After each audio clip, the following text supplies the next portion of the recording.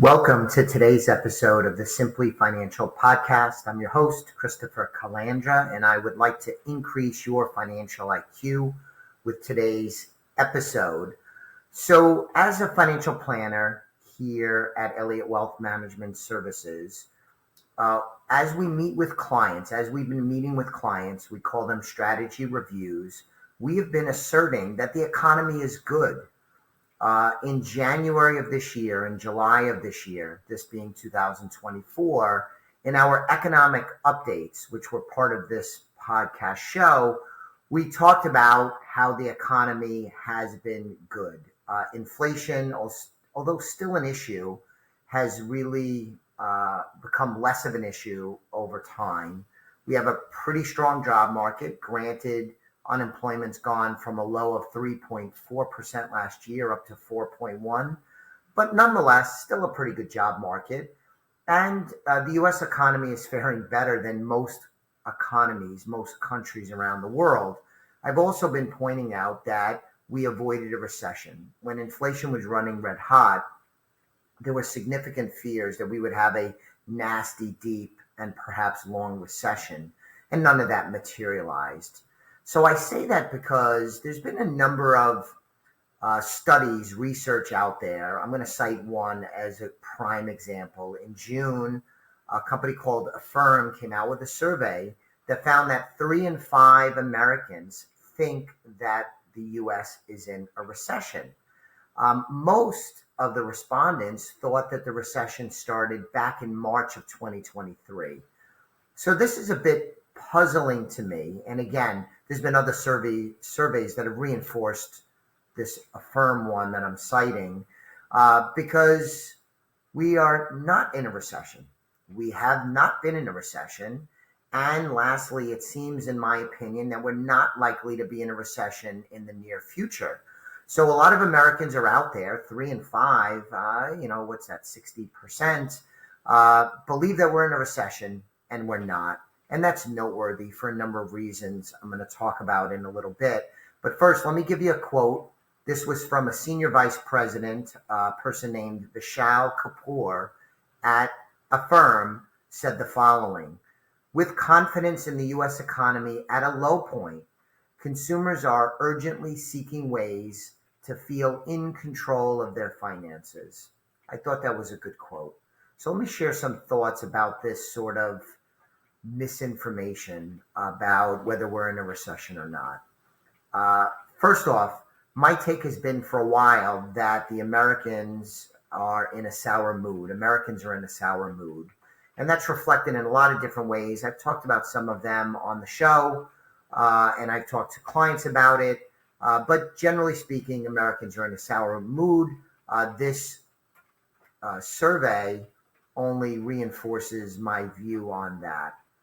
Secondly, this deep political division we have in the country plays into this, because if you are, in this instance, a Republican or more conservative leaning person, your bias is things are bad when you have the Biden administration and Democrats in power. And we saw this exact phenomenon in reverse when President Trump was in office. The Democrats automatically defaulted to liberals, progressives, pick your adjective. I guess that's not an adjective, right? Pick your classification, automatically defaulted. Their bias was to everything is bad. So political division plays into this a lot, unfortunately. People take their cues as to who is in power to help decide whether they should be optimistic and whether things are going good or not. And I think this is foolhardy, but it is the reality in today's America. Related to that, another thought about this survey and people thinking we're in a recession and we're not, is the tendency for a lot of people to only consume one side of the aisle's information. In other words, if you are a Democrat, you have a tendency to only read and consume news that is consistent with that, sort of only stuff put out by your tribe. A good example of that would be getting your news only from, let's say, MSNBC.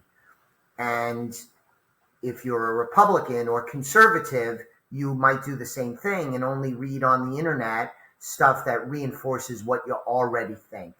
And that means that we have perhaps a less educated political citizenry, and that plays into their thoughts and opinions about the economy.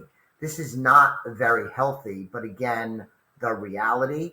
I pride myself on reading a wide variety of opinions, not just about the market, but also about the economy and the state of America, including politics. I think that's healthy. The reality is a lot of people only consume one side, and that can often give them a misguided view of what's going on. The next thought I want to share with you is just a principled one.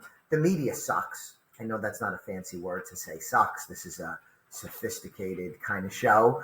But the media sucks, especially when it comes to money and economic issues. They are not your friends. They are not your friend, and they are particularly not good at giving out information. I think a lot of the talking heads you see, especially so-called journalists, they're not educated on economic matters. I don't think they know what they're doing. And also, they're just trying to give their opinion, and they're falling into the same trap of consuming only one side of the aisle's information distribution. So the media sucks. So if you're only relying on the media, especially one-sided version of the media, you might get the wrong impression as to what's going on. And I think this study is good evidence of that. Next is that, sadly, I believe Americans, compared to previous generations, are not as educated on economic matters. I think some of this is simply that people are not familiar with the definition of a recession. And I say this not to be an elitist, just to point out that I think what's happening in part in this survey is people are using recession somewhat interchangeably with the inflation problem, which I'm going to talk about in a moment. And so I think the lack of economic education kind of plays into this. And so reading into the recession, where I said we're not in a recession, we haven't been in a recession, and we're unlikely to be in a recession, I don't think necessarily, if we're splitting hairs a bit, that's actually what respondents were answering, not being, in many instances, very familiar with the definition of what a recession is. But I think it's clear, at least to me in the work that I do here at Elliott Wealth Management, that there's a lack of education around economics, and this is different than in previous generations. So moving along in my thoughts, very opinionated episode here on the Simply Financial podcast today is politicians and the media. The rhetoric is so dialed up where you have lots of people, including the Biden administration, saying that they're presiding over the best economy ever. Well, listen, that's horse crap. It's not the best economy ever, in large part just because of this inflation problem, which is exactly that, a problem. And it's showing up in all of the polling, including this survey. So I think it's unfair and grossly unfair when you say it's the best economy ever. That's just hyperbolic. There's a big SAT word. Rhetoric. It's ridiculous on its face. It's not the best economy ever. I could give you lots and lots of examples of when the economy was much better. If you've been around the block a few times and you're listening to this, I'm sure you could come up with examples. It's just ridiculous. But that line is thrown out there all the time, and it's not really disputed much, which again, I think is generally unhealthy. On the other side, the idea that we are in the worst economy ever is equally ridiculous. And the Republicans, including sometimes President Trump, I think, former President Trump, who's running for office, we'll talk about it's the worst economy ever. No, it's not the worst economy ever. There are problems to be sure. Again, the central one being inflation, which I'm going to touch on in a moment. But this line that the economy is the worst ever is very unfair, not true, and really is part of the unhealthy dialogue that's going on. So let's talk about what's actually happening now that I beat up on the media and politicians and even the citizens of America not being very educated on the economy, in my opinion. Is the reality is many Americans are very insecure. If you're listening to this, especially if you're a client of Elliott Wealth Management, you may not feel this way because we tend to be working with people that have control of their money, have had some success, or are on a pathway to success.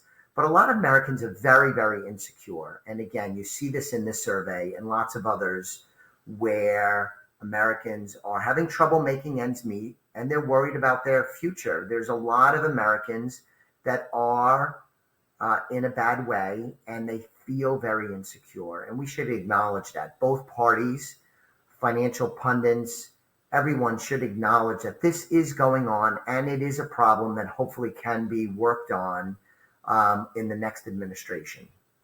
And part of this is the insidious nature of inflation, which I've mentioned multiple times in today's discussion. It is sort of the central issue in the economy under the Biden administration. And when you have inflation like we've had, where the cost of goods have gone up, and for a while they were going up a lot. Inflation peaked at 9%, meaning the cost of goods and services on average went up 9% for, I think that was in June of 2022. It's still at 3+%. So the cost of goods are still going up.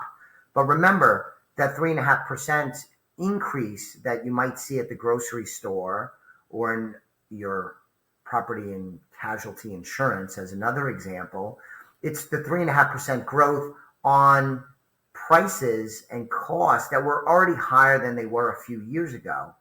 And this has done significant damage to the psyche of lots of Americans. It's added to their insecurity. It's added to their lack of faith, I think, in the government and the economy and what's going on, especially when you have all this other nonsense talk in the media and in our politicians' rhetoric. But it's very insidious. Insidious meaning that, it's happened a little slowly over the last couple of years, but it has had deep, harmful effects on far too many Americans. And I think this survey really does a great job of illustrating that because we're not in a recession. But if everybody thinks we're in a recession, that's a really strong sign that people are unhappy, they're insecure, and they're not winning with money. So I wanted to share this with you. I hope you found the information to be beneficial. I put a lot of time into this, so hopefully you liked it. If you haven't subscribed to the podcast, I would really appreciate it if you do so and maybe even recommend it to a friend. I'll also point you to our website, elliottwealth.com. Check it out. Find out more information about the work we do to help our clients win with money. I'll be back with you on the next episode of the Simply Financial podcast very soon. Thanks for listening today. The views expressed are not necessarily the opinion of Osaic Wealth, Inc., and should not be construed directly or indirectly as an offer to buy or sell any securities mentioned herein. Investing is subject to risks, including loss of principal invested. Past performance is not a guarantee of future results. No strategy can assure a profit nor protect against loss. Please note that individual situations can vary. Therefore, the information should be relied upon when coordinated with individual professional advice. Please note, the information being provided is strictly as a courtesy. When you link to any of the websites provided here, you are leaving this website. We make no representation as to the completeness or accuracy of information provided at these websites. Nor is the company liable for any direct or indirect technical or system issues or any consequences arising out of your access to or your use of third-party technologies, websites, information, and programs made available through this website. When you access one of these websites, you are leaving our website and assume total responsibility and risk for your use of the websites you are linking to. Securities and advisory services are offered through Osaic Wealth, Inc., member FINRA, SIPC. Insurance services offered through Elliott Wealth Management Services, LLC, not affiliated with Osaic Wealth, Inc.